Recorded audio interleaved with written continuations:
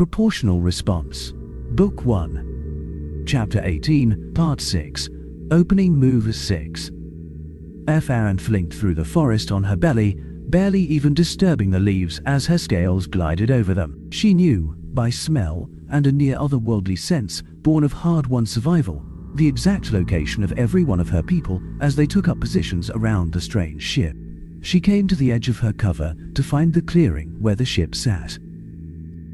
She didn't like approaching a hunter's ship. They usually had someone guarding the ship and watching the sensors, but these bastards had not strayed from its vicinity the entire day.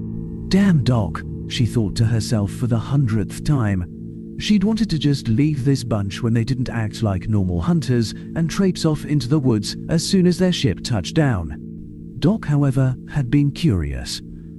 She'd wanted to overrule him, but had to admit her curiosity had been piqued too. Something different was fresh, exciting, and interesting. Now, however, she regretted the decision. If I had a way to call everyone back, I would. Exciting gets you killed. I know that. And yet, a new smell reached her nose. Roasted meat. Not just any roasted meat, though. This meat had been seasoned, carefully cooked, and well prepared. A single alien sat at a large fold-out table before a feast fit for a high-generation voter. The alien seemed to be reading something and picking at the food occasionally. She looked the thing up and down, then decided she wasn't impressed. Pink, frail-looking skin, thinnish arms, so little hair for a mammal. Looks kinda like a pink venter. Can't be that tough. Cormac crawled up beside her, and she heard him gasp through gritted teeth. She looked over and saw his eyes widen in fear. She'd had enough. Whatever this thing is, it is on my hunk of planet. Maybe we can even take it and its friends down and steal that ship. That might be fun.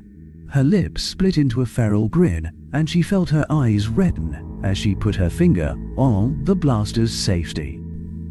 A strangled sound came from Cormac beside her, and he urgently gripped her arm, then hissed, "That's a human. He will kill us all." She raised the corner of one lip in a sneer, slit her eyes at him, and spoke in a very quiet voice. "That is a human. The creatures you keep telling us everyone is so afraid of, that you are so afraid of, I could take it apart with my bare claws. If I wasn't fairly sure that it has friends, I would walk over there and kill it rather than shooting." Another strangled sound escaped Cormac as he tried to gesture frantically without giving away their position. She looked over at the human again to see that he still sat there with no apparent concern before addressing Cormac again. "Look, we can take it and take its ship. I don't know what it thinks it is doing this deep in Republic space." A voice from the table nearly made her fire on reflex. The words came out in the same language she'd been using, but no Sultan voice ever sounded like that. "What I am doing is looking for someone, or more probably someones. Unfortunately, we don't have names or even descriptions for the people I'm looking for, other than the ghost of Dendeb." Anger welled in her, though she couldn't say why, and she thumbed the safety on the blaster. The human looked up from his datapad and seemed to spear her with his eyes. "Please put the safety back on the weapon. I am here to talk and to provide you, all of you, with food. You have killed several of our mutual enemies, and I'm here with a proposal." Fearadhach shook her head in irritation, but thumbed the safety back on. She wanted to snarl again as Cormac visibly relaxed. She stood and took a step forward. Only then did she notice the man lying atop the spacecraft with a weapon trained on her. The human at the table followed her gaze and looked back at her. "I am simply here to talk, as I said. The other people here with me are to see that I get off this planet alive. I promise you that you'd rather deal with me than with them." The human gestured expansively at the food, put down his pad, pulled off a large piece of that meat, which smelled so enticing, and ate it with relish. "I have found that conversations can be easier when they are had over good food, and I imagine you and your friends out there probably haven't had anything this good in some time. Come, join me, and let us talk." She lifted an eye ridge at the human and considered. He'd demonstrated that at least some of the food wasn't poison, or at least probably wasn't poisoned, and it smelled good enough to make her stomach rumble with some urgency. A rustle sounded behind her as Komok stood and spoke. "And why should I sit down at a table with you, human? I have tangled with your kind before." The human leaned back in his chair and gestured at the food again. "Ah, a former soldier then? One who faced our people in the field. Let me answer your question with a question then. Have you ever heard, except from the brass of your military, trustworthy souls, that they are of a human mistreating a prisoner, refusing to accept a surrender? Otherwise, acting dishonorably on the field of battle? I only wish to talk, folks, and to pass on a proposal." Komok snarled a little and muttered about human treachery, but looked to her. Efinth pondered a moment, then felt her eye ridges go down. "Wait, you said you want to pass on a proposal. From whom? Your own military's high command. Your words make little sense, human." The man quirked a half smile at her and nodded. "My apologies, I should have specified. I am acting as a messenger in this, because our ally suspected any sultan he sent would probably be dead before questions could even be asked. You see, the proposal is from one Major, Srasa Mendesh, and he would very much like the chance to speak with anyone who has such a fine record of ending the lives of voters." Komok had gasped at the name, and the other two members of her band, who had been military men, had both stood. All three suddenly looked very interested in whatever this human had to say. High Admiral RKSFK, tactician of the Fourth Circle, voter of the 21st degree, rode the shock of the human's latest insult to his flagship. "They have no right. I am a senior voter of the Republic Senate. How dare these humans attack me, and protect these stupid Kothro cows? They are food animals for the sake of Sara." His ship bucked beneath him again and a status report rang through the air. "Sir, shields for the flagship are down to 35%. We can't take this much longer." RKSFK's claws dug into his command chair's armrest. Enough. He bent over his private display and queued up a set of orders. His first officer looked over at the display, and the man's eyes widened. He looked back and snarled while wiggling his eyebrows and letting his eyes go red, allowing the man in on his brilliance. His officer did not smile back at him, however. The man broke all protocol and unstrapped himself from his seat, stood, and turned to face him. RKSFK snarled and hit a button to send the orders to all ships, then another to open a fleet-wide channel. "Captains, you have your orders. For the glory of the Republic, do your duty. Your names will be remembered." All motion on the flag bridge stopped, and everyone turned to him. He stood up straighter, aware of the awe of his subordinates. Wait, no. They weren't looking at him. They were looking at the officer who so insolently stood before him. The one who held a pulse pistol in his hand. The ship shuddered slightly as another hit struck home. RKSFK drew in a breath to scream fury at his first officer and call for him to be removed from the bridge when the man spoke. "You would condemn all of our ships and all of the men upon them to death for nothing more than your pride? You stand there and think you are so brilliant in keeping your line of retreat open. Do you not see that the humans have let you keep that line open, that they are trying to force you to retreat?" The first officer shook his head. "No, I suppose you don't. And you never will." The man raised his pulse pistol with reddened eyes. "Major Mendesh is right."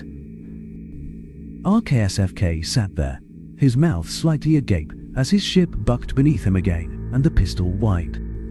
Kukith Gengar allowed some of his annoyance to show by visibly smoothing his scales as he walked over to the sensor chief station. Trying to push an aging military shipyard into wartime production levels with so little notice was a difficult task, and he didn't need to be called over to examine every comet. That he got a good look at the sensor screen, and his claws involuntarily retracted as his annoyance turned to alarm. He laid a hand on his chief's shoulder and nodded to the man, who played back the last few seconds of data feed. That has to be an entire fleet to give off that much of an energy signature so far out. We are a target. We weren't supposed to be a target. He checked the countdown clock, which measured out the time remaining before hostilities began, and tried to conceal a sigh of relief. Enough time for the specified fleets to arrive, but they're going to be pissed that they didn't get the chance to engage their targets. They are going to be unhappy about having to divert, but the chance to wipe out a human fleet should console them. I am glad those sensor upgrades finally came through last week, or I wouldn't have known they were out there until the station started taking fire. Kukith clapped the sensor chief on the back, went back to his station, turned on a privacy field, and started contacting fleet admirals. They refused to help. Every last one of them refused to divert from their glorious purpose and come save his station. All of them told him flatly that, despite their orders to the contrary, they did not believe that they needed to come and protect him, and that his station defenses would make short work of the human fleet as long as any commander with a shred of competence sat at the helm. He swallowed his pride and didn't respond to the insults, then keyed in a direct call to Central Command. This also got him nowhere. He spent hours arguing with one functionary after another, ignoring the frantic gestures of subordinates on the other side of his privacy field, trying to get to someone high enough in the chain of command to force the ships he needed to come to his aid. He finally got through to someone, not a voter, as he'd hoped, but someone who outranked all of the admirals who had rebuffed him. The High Admiral in question was obviously furious at the various admirals he'd spoken with, but also with him for failing to force the proper action of the admirals and for failing to properly prepare a vital military installation. That last phrase froze his blood as he looked over for the first time in too long at the countdown clock, and realized no fleet would be able to arrive in time to save him. He did a few mental calculations and deduced that two of them would, if he and his men put up enough of a fight, arrive in time to destroy the humans before they could get away, but he and his men would already be dead. The High Admiral gave him a cold grin, having obviously come to the same conclusion, then informed him that the needed ships would be diverted, and the fleet admirals who had failed to follow standing orders would be disciplined. In the meantime, he was to defend the shipyard to the last man, and take as many humans with him as he could, to soften the humans up to reduce casualties in the diverted fleets, and that he would be avenged. The screen went blank, and he looked out over a crew on the edges of panic. Someone had taken the initiative to start battle preparations, and had done at least a passable job. A few minutes of inspection showed him everything had been put in order, and they were as ready as they could be to meet their fate. If I thought the commendation would do any good, I'd find out who took charge and send off a note in the man's file. That wry thought brought a welling of panic to him, which he ruthlessly suppressed. I am going to die, so is everyone else here. Just accept it and get angry. Angry enough to spit in the humans' eyes when they come for us. He watched the timer reach 0, then waited nearly a full minute before he looked over at his sensor chief and did his best to snarl. What is the estimated arrival time of the human fleet? The chief swallowed visibly before responding. I don't have one, sir. They haven't moved their position yet.